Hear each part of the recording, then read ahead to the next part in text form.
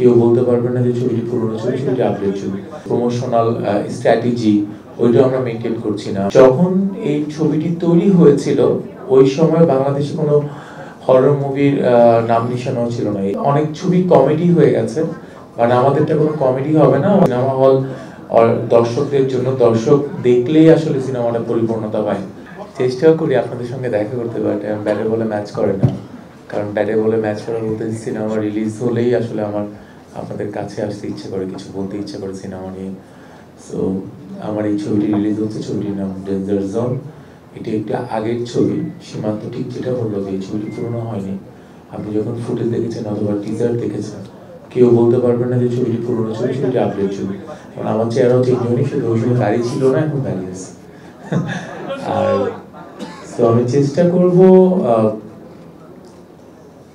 মানে আমি ট্রাই করছি, আপনাদের কাছে বিনীত অনুরোধ করছি। ইনস্ট্যান্ট হঠাৎ করেই ছবিটি রিলিজ প্ল্যান হয়েছে। সো আপনারা যদি একটু ঠিকভাবে আমাদেরকে প্রচারে করেন, সাপোর্ট দেন, হয়তোবা ছবিটি দর্শকদের কাতারে খুব তাড়াতাড়ি পৌঁছে যাবে। কারণ আমরা সময়টা কম পেয়েছি। দেন এখন যেই প্রমোশনাল স্ট্র্যাটেজি ওইটাও আমরা মেনটেন করছি না। আমরা একটু সাদামাটা করেই করছি, কিন্তু ট্রাই করছি যেন আমাদের অডিয়েন্সের কাছে আমাদের সিনেমাটা পৌঁছায়। সো আমি চেষ্টা করব আজকের এই দিন থেকে শুরু করে আপনারা এই ছবিটির প্রচার চালিয়ে যাবেন। আর এই ছবিটি নিয়ে ছোট্ট একটি গল্প হচ্ছে।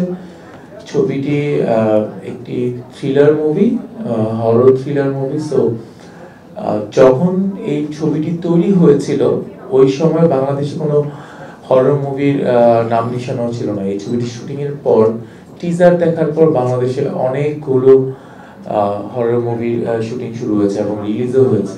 বাট আমি বিশ্বাস করি অনেক ছবি কমেডি হয়ে গেছে, বাট আমাদেরটা কোনো কমেডি হবে না। আমাদেরটা রিয়েলি একটি ভালো ছবি হবে এবং এটা দেখে মানুষ বের হওয়ার সময় ভালো কিছু বলেই বের হবে, মানে এটা আমার বিশ্বাস।